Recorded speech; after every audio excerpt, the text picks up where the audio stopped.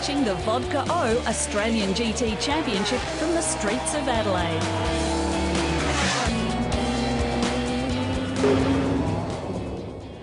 The first outing of the year was a timed hour-long event, with racing starting at dusk and continuing into the night.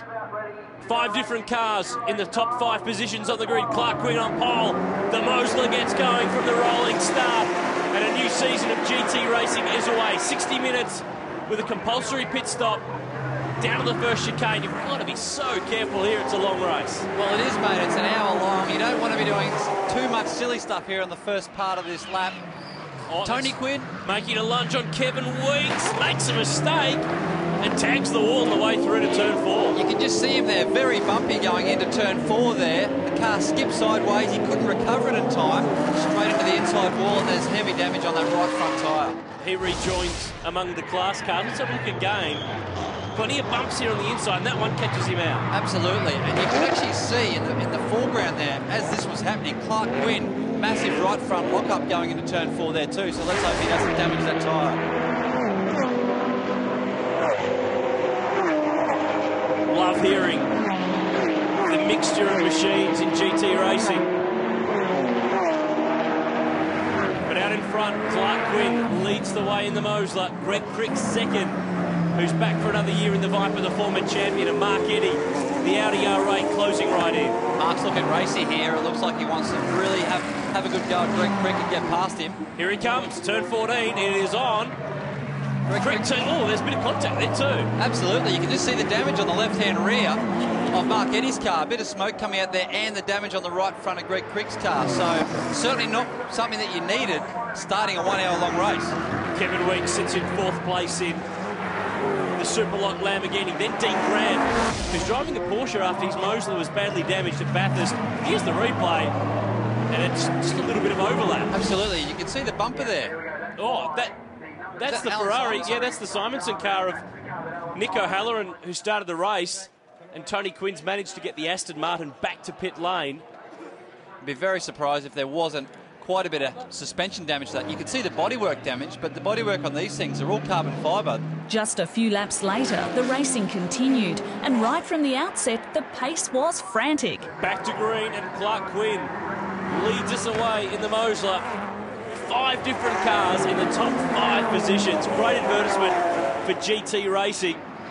And have a look at this. This is Peter Hackett making a big lunge in the Lamborghini for Vodka Road. This is a fill-in car. Remember, his regular car still being repaired from that crash at Sandown late last year. And now Dean Grant falling back in the clutches of Ash Samardi's Mosler. That smoke from the left rear of the Audi has got to be a real worry. It doesn't seem to have got any better. It hasn't actually, but you know, if he can just hang on to it until he gets to the pit stop, they might be able to pull it off the tyre and be able to finish the race. There's a mistake. The little Lotus of Angelo Lazaris, the GT3 Exige, runs a little bit wide at turn 9. Oh, it's getting busy up here. Great mix here. Geordie Ormsby's in there in the RSR Porsche. Damien Flack in the 997 Cup car. It didn't take long before there were several more casualties. Problem for Peter Hackett, limping to pit lane, and you know whether it's right front, it's suspension, it's steering, it could be a bit of everything. Yeah, absolutely. You can see the front wheel moving out and in. I don't know if he might have touched the wall there coming out of one of the terraces, but there's massive right front damage for Hackett. And Peter Edwards brings the Ferrari into pit lane, and this looks quite terminal. You're hearing that. That doesn't sound very good when you're hearing those clunks there. They definitely shouldn't be there, and this is obviously Jason Richards' car, so let's hope they can get it out so Jason can actually get a drive. Looks like there's a pretty serious front-end drama with car 17, and Jordan Ormsby heading to pit lane with smoke pouring everywhere from the Porsche RSR. You can see the front splitter there, Aaron. Not quite sitting right, and here we go here. Either he's bumped it on the tyre bundle or perhaps the curbs and dislodged it, and this is what happened. Oh, plenty of fluid everywhere and radiator coolant. The radiators are located behind the front bumper bar on these cars, so one small little touch, you can see it here, there's water coming out from behind the bar everywhere. As the skies grew darker, on the track it became almost impossible to tell the front runners from the lapped traffic. Lights ablaze as Clark Quinn tries to get around Ash Samardi, but the lap Mosler's having none of it. Ash mustn't know that these guys here are actually racing for the lead. He must think that they're actually positioned on the racetrack, which is why he's making it so hard for them to pass. Now Quinn was slow on the exit of the hairpin, and that gives Eddie a run. Not quite able to get through. What a sight. Racing under lights here in Adelaide.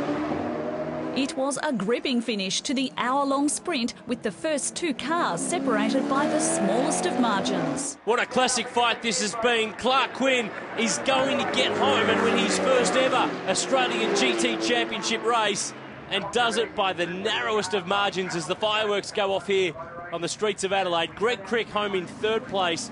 Dean Grant and Daniel Gaunt in the Porsche. They ran it at the top four. Ash Samadi was one lap down, but probably thought he was actually in this motor race. He ends up fifth, but Clark Quinn managed to drive his way through the darkness and the different conditions to get the victory. Yeah, it wasn't that bad until after I did the pit stop.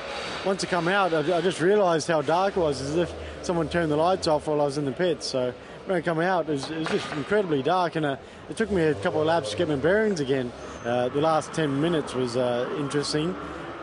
Trying to get through some lap traffic, but anyway, we got there in the end and come out on top, so it was good. Stick around, there's more exotic racing after the break.